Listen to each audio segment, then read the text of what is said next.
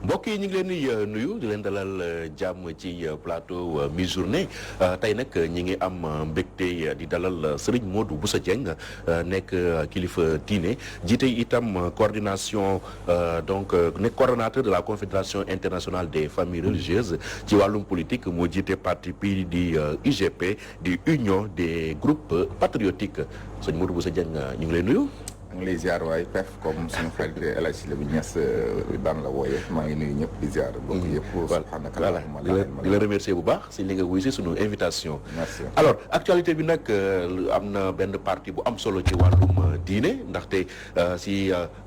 weer yi di ñëw war na am ay rassemblement yu am importance yu si mel ni appel Seydina Limamou Laye yu si mel ni màggal bu Mbàkke Kajoor ak itam ziara bu Léona Niassène mais rassemblement yooyu dara am ci contexte sanitaire boo xam ni dafa particulier ñu tere ci ay rassemblement tere ci lépp lu aju ci wàllum ay regroupement ci sa xalaat naka la ñu war a mën a def ba trouver benn solution ci mbir boobu ndaxte fan yi yëpp dégg nañu nekk ay voix di commencé di élevé wu ci loolu. jërëjëf maa ngi lay sant bu baax ci dalal bi di la gërëm may ma tàmbalee ci ñaanal suñu waajur fi jógee di Sayyidatuna Mariam Niass bintu Cheikh Ibrahim radiallahu taala anhuma nekkoon ku baax koo xam ne si dundam gépp da ko jeexale ci njàngale alxuraan ak ci yar xam nga jàngale alxuraan ñi dul jullit sax mën nañ ko bañ a reconnaître mais yar moom nation bépp ko reconnaître donc kon vraiment ñu rendre ko hommage bu baax a baax ñaanal ko yàlla gërëm li mu doon def te it teg loxo ci njabootam te it bàyyi fi barkeem da nga lay gërëm bu baax ci question bi Pierre c'est vrai que ñu ngi jëm ci ay xew-xewu diine waaye xew-xewu diine du problème wax naa toujours ne nit ñi dañuy diaboliser dara diine ji regroupement du problème nañ respecté rek gestes barrières yi Touba montré na ne regroupement nu mu mën a toll mën nañ ko def te du am problème Touba 7 millions de personnes dajaloo ci benn dëkk une semaine ba dem ni un seul cas plus. waaw loolu jaaxalul la. kii maan waaw. sëñ Touba na ko kii maan la. miracle la wala am na benn explication rationnelle. Les deux à la fois. yéeme na parce que nag sama waajaa de xool naa leen ko de ama Serigne Touba nag moom mbiram noonu la loolu nag moom ñu baal ma parce que c'est le mouride qui parle waaw donc Serigne Touba nag moom juróomi millions yu amul kaa Serigne Touba ko fi am loolu moom wér na mais aussi mën na am feneen ci en expliquant rationnellement bu ñu respecter gestes barrières yi sëñ bi imposé woon dane woon nañ jënd 5 millions masques man joxe woon naa 200 000 masques sëñ bi mobiliser Baye Fall yëpp ne nañ koy séddale man joxe woon naa 350 jeunes yu séddale fu waaye jaar ñu sànni la masque yi nekk ndigal ñëpp takk ko amul problème donc yàlla def na ci xéwal amul benn cas plus donc loolu mën na am feneen pourquoi pas loolu ndigal li bu ko xalif bi joxee te kenn gënul responsable kilifa yi diine yi xalif généraux yi de manière générale surtout parce que ni président wala état bañee mbas mi yokk ñoom ñoo gën a parce que seenu njaboot a fi nekk état yi intérêt la am mais ñi nag seen waa kër dafi nekk seen i doom ak seen i taalibe yu ñu jàppee comme seen i doom ñoom ñooy population bi kon pourquoi l'état doit penser que il est plus responsable que les généraux c'est faux les califes sont plus patriotes même quelque part que l'état bien sûr donc nañ leen bàyyi ñu def ko ba noppi accompagner leen ci loolu dimbali leen nga xam ne état ñu ngi obligé nit ñi wax bàyyi leen rajo mais dégguma ba léegi état dans ces milliers de milliards yi mu dégagé mu génn ci benn rubrique boo xam ne achat de masque lay doon gisaguma ko ba noppi nañ takk leen masque te nit ñi taluñu ko te masque mooy premier geste barrière te nee nañ jàngoro bi bakkan nag gémmiñ rek la mën a wàllante donc il suffit nga takk masque donc yow déjà vous êtes confiné donc ma confinement individuel boobu nañ ci dimbali nit ñi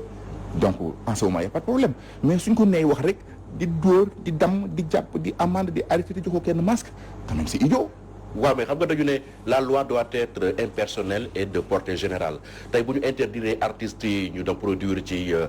boîte de nuit ba ñuy kaas ñoom tamit ñu interdire sportifs yi ñu leen match yi du am mbër yi ñu interdire leen bëre ba pare ñu war a mën a permettre religieux yi ñu def ay rassemblement et loolu est-ce que du 2 poids 2 mesures. La loi aussi doit refléter le choix du peuple.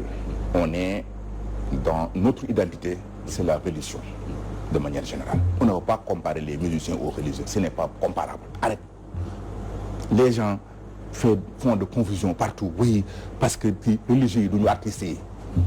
du religieux yi ñoo gën a ëpp doole de wala ñoo gën a sénégalais de wala ñoo gën a citoyen de déedéet mais religieux yi ñu ëpp ci sénégalais yi choix du peuple ci religieux yi la ëppee ci artistes yi c'est ça la vérité donc bien naturellement nañ bàyyi religieux yi ñu organiser mais ban ban artiste moo fi mën a mobiliser nañ ko indil 5 millions masques amul. ban artiste moo fi mën a mobiliser toute une communauté comme les Baye Fall bàyyil li ngeen def ngeen di xëy di sële masques dégg ba cëg amul. boo tollul comme nangam bul comparer ak moom yàlla moo def na ñëpp yamuñu donc il faut savoir aussi que le droit en question c'est la codification des rapports de force mais rapports de force religieux yee ko yor état mu leen baare de màggal nga defee ne état mënu ko woon aaye parce que ñi état am pour que teg leen pour ñu aaye ko ñooñu dañ doon màggali c'est ça la vérité il ne faut pas comparer ce qui n'est pas comparable c'est tout. kon daal rassemblement yooyu daal yow bëgg nga mu am mais respect gestes barrières ci ay milliers de personnes loolu mën a nekkee loolu su ko mën a nekk mais fermement ni ñu ko defoon Touba dañ ko defoon Touba di ñëpp ko respecté woon bu ñu yokkee ñaan gi rek parce que it nag li nit ñi gëmul les soi-disant intellectuels li ñu gëmul mooy yàlla ñu ko fi nekkal mooy religieux yi al ulama wasu anbiya parce que borom xam-xam yéeg sëriñ si ñoo doon yonent bi la yàlla yónni woon barke boobu da ciy am ku gëmul barke sa affaire la surtout. kon da nga jàpp ni dafa am benn élite intellectuelle yoo xam ne ñoom dañu combattre. les religions soi-disant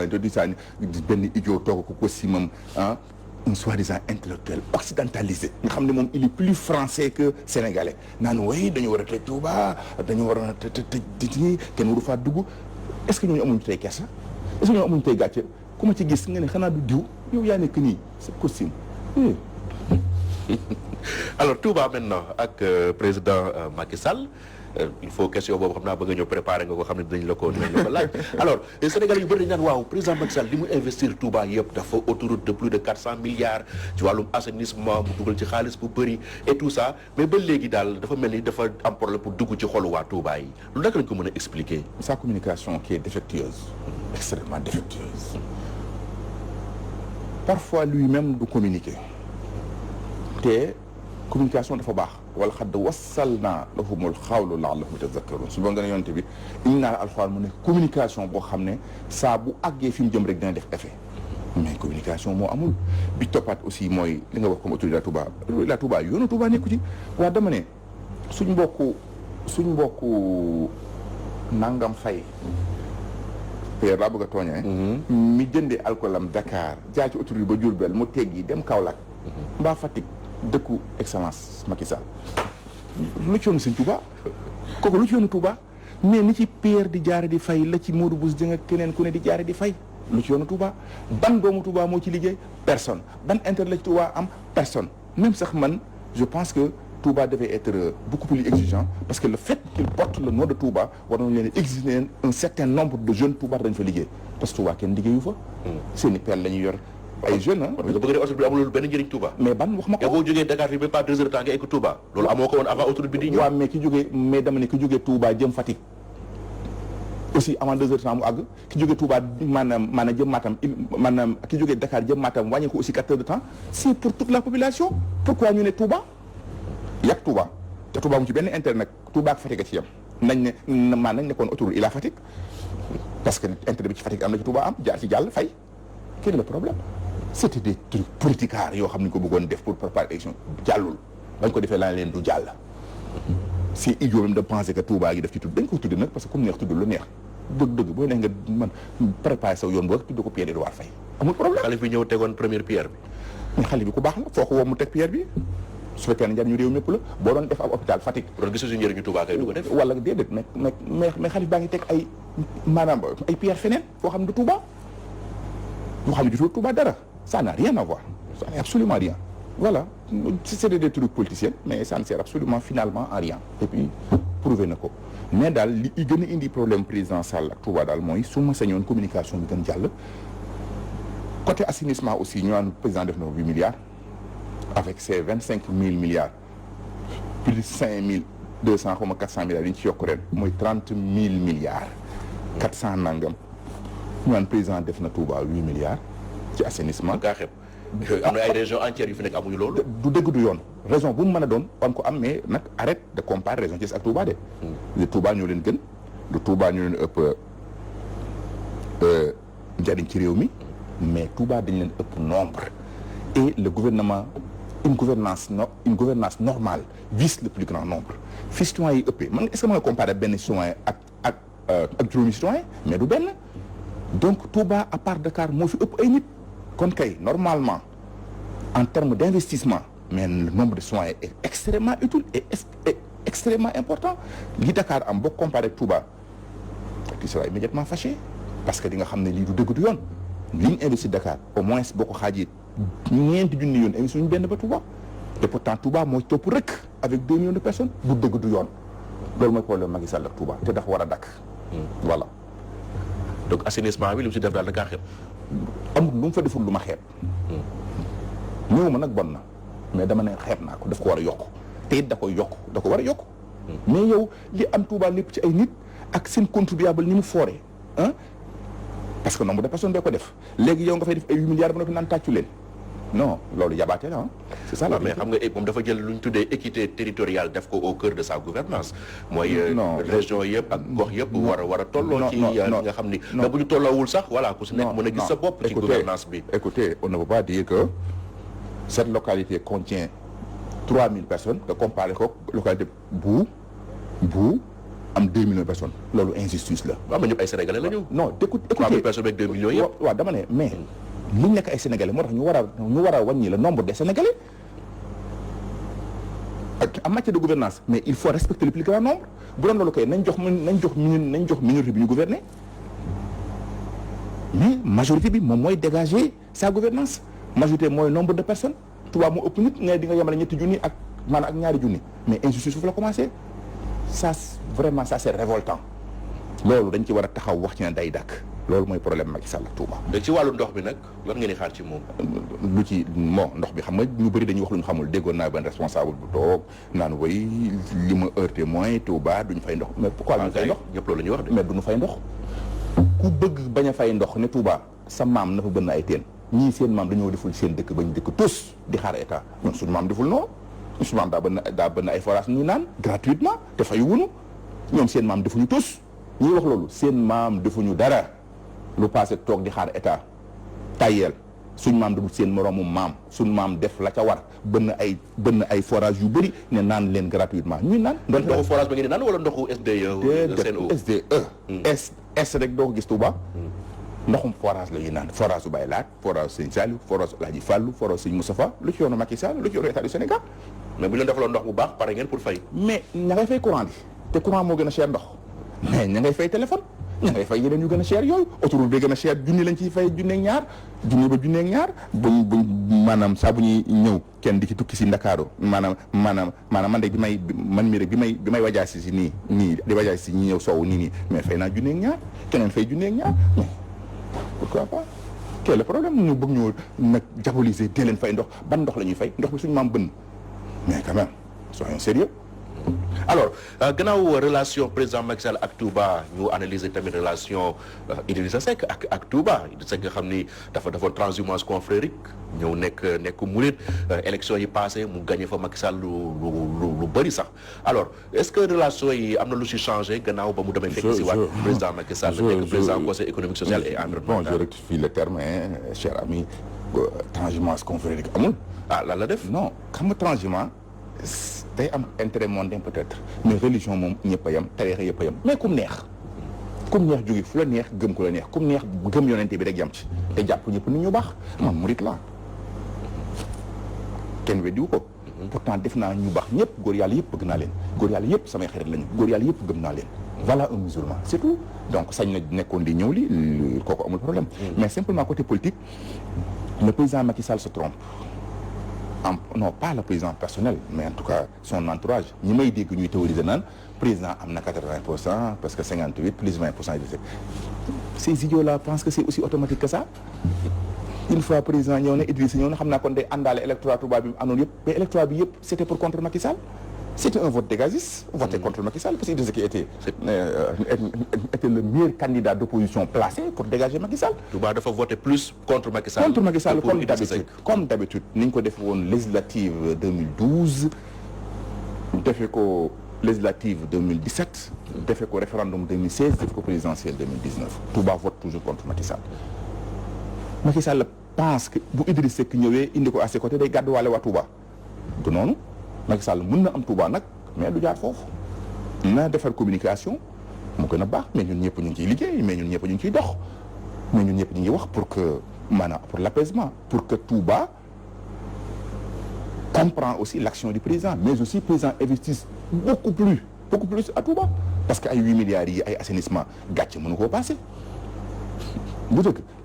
fi Touba toll 30 000 milliards yi fi président Macky Sall am ñu naan ay 8 milliards kooku dañ ko war a seetaat kooku waroon naa tax nag saa bu Macky ñëwee Touba sëñ ba ne du ma ko jox loxo li fekk yokkut. ah oui sëñ Blanc Mbacké radiyallahu ta'ala dafa war a boycotté Macky ab diir ngir mu yokk. ça veut dire que c'est une forme de lui dire que augmente c'est normal parce que le nombre de citoyens qu'il faut respecter du question religion ak yooyu déedéet certes que Touba est important parce que c'est la seule ville du monde qui regroupe 7 millions de personnes du monde laa wax de du monde y compris Mecque y compris ailleurs mais bien naturellement loolu Sénégal loolu mu am noonu mais dëgg-dëgg dara la du dëgg ña fa dëkk Touba 2 millions de personnes dara la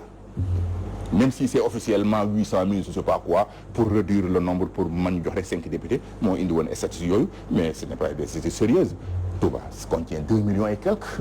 du dëgg donc officiellement de 800 000 850 officiellement c'était politiquement pour réduire le nombre pour pouvoir ne pas augmenter le nombre des députés ça c'est clair fi loo fi def nit ñi xam nañ ko kenn ndax fi jànket mais loolu dafa war a dakk lim ba fa nekk ci nit daal dañoo am solo ci citoyen parce que gouvernement day viser le plus grand nombre vu l'importance démographique de Touba qui augmente nuit comme jour bien naturellement état dafa war a jokk loxoom bu baax investir bu baax loolu nag mooy problème politique de président Macky Sall am Touba parce que certains disent que le président Macky Sall est mouride man di wax dëgg yàlla da nga siy douter une question piège moo tax ma ragal la rek yow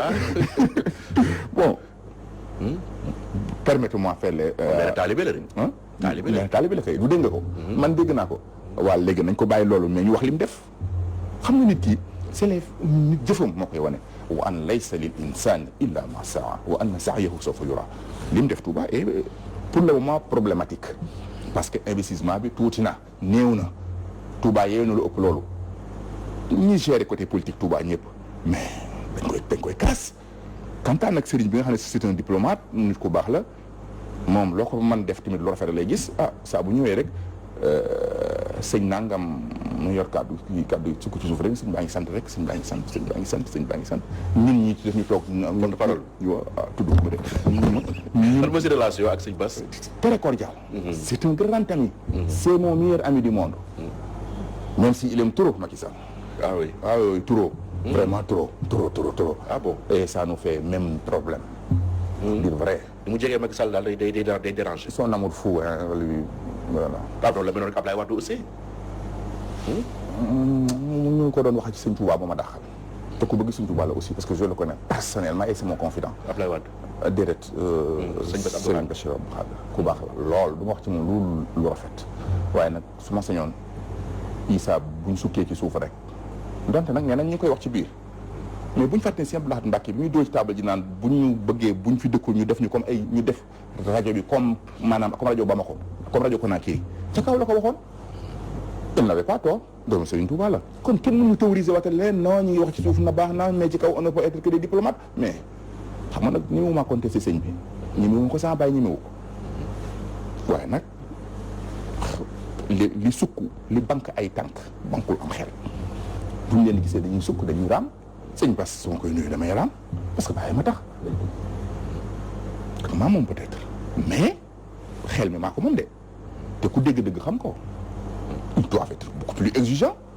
c'est tout. ah moom moom porte-parole la mënul wax luñ ko wax loowul. parfois xam naa boo jàngoon alxuraan wala hadiisul qudsi di nga xam différence boobu ça veut dire que alxuraan sëñ bi moo suñu borom mën a yonte bi waxal nangam ni mu ko waxee rek la koy waxee mais hadiisul qudsi nag esprit bi lañ lay wax yow yaa koy wax yow à ton langage bu ko sëñ bi ne santal nangam defal nangam moom moo koy wax ci langage am boobu nag en tout cas. il y a l'esprit et la lettre. voilà en tout cas daal ku bëgg Macky Sall. alors d'ailleurs ça c'est une bonne transition sëñ Modou Bousso Dieng pour parler un peu ci souvent absence religieux yi ci débat yu am solo yu touché réew mi jamono ji ñi ngi wax troisième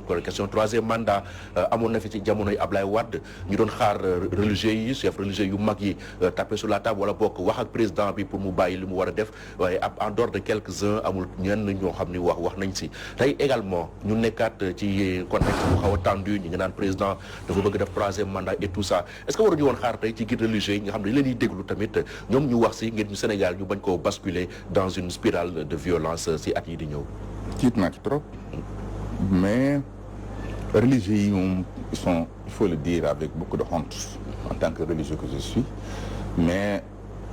ce sont les collaborateurs du pouvoir, pas de l'homme excellence Macky Sall, non, mais du pouvoir. Ki fi nekk rek c'était le cas de Senghor, Diouf, Wade, truc, il faut changer. Serigne Touba musul ànd ak pouvoir parce que daf leen waxoon ne leen moom daal voilà moom yàlla la féeteel xaalu li yarkan li abwaabi salatini taxus jawaiza tughni kulla ma xiini fa qultu xasbiya rabbi waktafaytu bihi wa lastu radiya ghayra wa diini. Il faut que ñu hérité position Serigne Touba boobu mooy bañ a faale pouvoir mën a défier pouvoir Serigne Touba la jot doon wax mu défier ko face en face avec beaucoup de courage. la joor wax mooy leen du dëgg li jugement bi ñu jugé nii jugement de complaisance la dindi leen ko mais tey kan mooy publiquement kan mooy désavouer le pouvoir mais pourtant c'est normal pourquoi pas looy ragal. est-ce que loolu religieux yi la. mais bien sûr. taxaw na président Macky Sall amuloo droit nekk troisième candidat. pas amuloo droit parce que loolu su boobaa dañuy jàppale ñenn ci ñenn mais l'essentiel daal wax loo xam ne su dëkk bi ne lakk ñu ne ko lii ak lii ak lii rappeler les principes sans parti pris kooku mooy rôle lu khalife général mais dina ma jaaxal trop excellence El Hadj Macky Sall le grand patron bi ngay bañ comme ni ma koy waxee su ma ko waxee ñu ne dama koy raay non c'est ma façon d'exprimer taxawaat xool Sénégalais yi ak li ñu fi waxoon lépp ak vidéo yooyu yëpp taxawaat na leen non c'est que ceci dëkk bi nii man il faut ma nekk candidat. Ablaye Wade bi fi ne woon mënul nekk candidat mu nekk ko nag après mu ne maa waxoon waxee. Macky Sall dafa du fi lu bees. Macky Sall dafa def constitution pour régler cas Ablaye Wade passé kon on ne peut pas comparer les deux scénarios ce n'est pas possible parce que bii dafa ñëw pour régler l'autre ce n'est pas possible. kon yow gëmoo ni président mi ngi nourrir intention malgré acte yi muy posé ñëpp foog ni dafa bëgg def troisième mandat. il est trop politique président Macky Sall te n'écartez pas li mu waxoon ne su ma nee du ma nekk candidat ñëpp dem wuti militant mais c'est ça la vérité ah nit ñi dañ koy attaqué ci loolu naan ko non duñu ay xale si sénégalais ñenn ñi presque ay xale wala ñu pire ay xale ah parce que ñoom ñëpp ñu ngi wut militant tous ñi ko wër tous sans exception. mais loolu du bañ. am ambition présidentielle kay ci politique loolu yoon la. mais su fekkee ne moom tamit bëgg na ñëpp bañ a am soxla ci loolu am soxla ci mandat am ngir moom après mu am tour mais moom tamit am na stratégie bu muy def moom tamit mel ne ku bëgg lii ngir téye ñi politique la donc pas politicienne mais politique objective la boo xam ne da ko def pour construire su fekkee ne loolu la je ne dis pas de manière stricte que c'est ça mais. nañu bu ñu waxee côté négatif nañu côté positif mën na nekk noonu attendons de voir la suite l'avenir va nous édifier mais je suis toujours optimiste excellence président Macky Sall warul mën a taal Sénégal xanaa warul mën a indi loo xam ne ëllëg dañ koy comparer Alpha Condé parce que nous ne sommes pas comparables yaakaar naa ko. loolu la ñu wax ci Ablaye Wade ne 26 ans d'opposition la def lutter et tout ça amul droit taal réew mi. gis nañ fi mu force fi troisième mandat. mais dafa amaat encore beneen leçon muy li dal Ablaye Wade tey dal doomam Macky Sall fekkee na ko te xanaa fàttewu ko parce que moom moo ko def yaakaar naa kon xëy na dina ci bàyyi xel je pense. Kanta aussi qui serait candidat je peux ne pas être sûr mais voilà. waaw doomu Ablaye Wade boobu de plus en plus ñu ngi wax idée amnistie ko moom ak Khalifa Sall lan moo si sa xalaat yow. waaw lépp lu indi jàmm nangu naa Karim Wade deful woon dara man bañ ko jàppee laa leen deful dara politique lañ ko jàppe woon ça c'est clair CREI kañ la koy jàpp CREI amul raison d'être c'était simplement une parole de la justice rien que pour éliminer quelqu'un ce n'est pas sérieux de même que c'est le cas Khalifa Sall il est sérieux quelqu'un sérieux jaxasoo wu ñu amuñu yenn moom ba muy wut mairie Dakar ñëwoon na ci man boobu laa ko di gis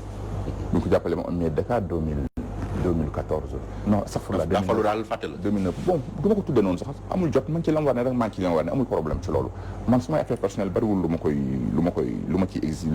ciy exigeant mais daal xalifa biñ kii woon yooyu yëpp dafa sérieux wul yooyu yëpp baaxul ci Sénégal yooyu yëpp day indi tension te yëpp nit ñaa ngi ko mer denc te yooyu yëpp c'est des éléments yoo xam ne ëllëg rapidement mun na sofee daal dëkk bi te yooyu yëpp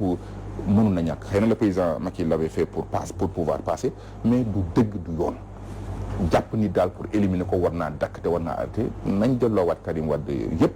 delloowaat Khalifa Sall yëpp 2024 c'est très ouvert ku man sa morom dóor de manière démocratique que le meilleur gagne. Alors actualité bi aussi mooy mbirum yorante bi nga xam ni moo déclaré boppam fële ca Kolda commencé am sax ay talibé yu koy topp mu commencé indi moom pratiquement benn diineem bu bees di revendiquer wu ba léegi ci wàllum l'islam en tant que chef religieux lan moo si sa point de vue. du yorant ab caaxaankat la rek pourquoi caaxaankat la lay wax. maa kaana muhammadun aba ahadim min rijalikum walakin rasulallahi wa xaatiman nabiyyin suñ borom moom fermé na ne selon le Coran yonent amatul kon yow doo ñëw jël même formule bi yonent bi jëloon julli ak yëpp nga bëgg ko transformé na nga koy defee neneen da ngay tooñ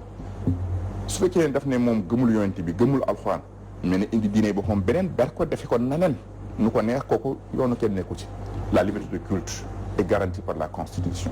mais su fekkee ne dafa ñëw reprendre prière tel que les musulmans le font indi ay principes d'autres principes musulmans bëgg ko galvauder bëgg ko faire d'autres manières ñu ngi tooñ te su boobaa bu ko état bi arrêté wul jullit ñi dem arrêté ko. état lu si war a doon taxawaayam. non mais bu neexee état mu mettre en fin cela ne ko dangay arrêté wala jàpp la parce que lii trouble à l'ordre public la lii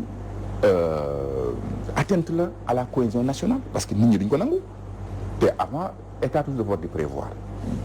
war na bàyyi xel ëllëg jullit ñi xëy dem at loolu à leur manière soo ba leneen lay doon effectivement. alors ñu ngi waajal jeexal 2020 mu nekkoon at bu metti voilà ñuy ñaan at yi di ñëw vraiment benn bañ see mel ci 2020 alors boo amoon loo xam ne yaa ngi koy retenir ci 2020 bi di waaj a jeex lan lay doon. tëj buñ tëj jumaa yi daal metti na ma naqari na ma it bëgguma woon fekke loolu ci sama dund. parce que surtout Touba bi loolu mosul am dëgg tëj jumaa tëj jàkk dara jaru ko Covid jaru ko leen jaru ko te Covid bi def fi nag lu jar mu tëj jumaa yi parce que ay 300 et nangam morts 400 morts on n'est pas encore 400 morts même donc gis nañ fi cancer kese rey na fi des 4000 et quelques morts par an soo xoolee li mu fi reyagum 10 ans yi passé da ngay dem ay 40 ou 50 000 morts te mosuñu tëj jàkka yi kon tëj jàkka yi pour Covid ce n'est pas justifié c'est très mal c'est une faiblesse des religieux. Il ne fallait pas l'accepter. Faiblesse la wala responsabilité. non faiblesse. Faiblesse la. loolu kay responsable ay dañoo responsable rek. feebar boo xam ne dañ ne dajoo lay bañ. mbooloo lay bañ. ñoom ñu ne yàlla li mu njëkk a digle sax mooy wérgu yaram et tout ça. dama ne test amoon na fi. dañ si war a féliciter. dama ne test amoon na fi sëñ Cheikh Ahmed Tidiane Cheikh Ahmed li ko daan nee na bañ ko xëy sëñ Babacar Sy dañ leen buñ tëjee jàkka yi mu yées mu gën a bari test amoon na fi temps sëñ Touba mu suñu tëj jàkka yi pourquoi cette fois ñu tëj jàkka yi c'est politique. simplement politique et puis c'est très mauvaise. C'était quoi pour mettre à l'aise Macky Sall. du ma yegg ba foofu. daa ne c'est politique moo tax ba bëgg mu leer. lan nga bëgg wax foofu. ça veut dire que oui ils sont cédés à la politique gouvernementale ce qu'il ne fallait pas ce qui justifie leur faiblesse en réalité kaanu laa yatanahawna an munkarin fa'aluhu labisa ma kaanu yaf'alun suñu borom nee na nekkoon nañ yi fu bon ñu fi doon def aay wuñ ci dara suñu borom mu ne ma sanctionné leen ñoom ñëpp bisa ma kaanu yaf'alun ñoom ñëpp bu yàlla alak ñi aay woon julleeg ñi tëj jumaa yeeg ko tëjloog ñëpp lay boole.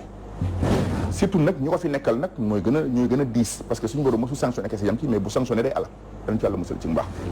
léegi lan mooy sa souhait pour at bii di ñëw. jàmm am na xéewal am na apaisé.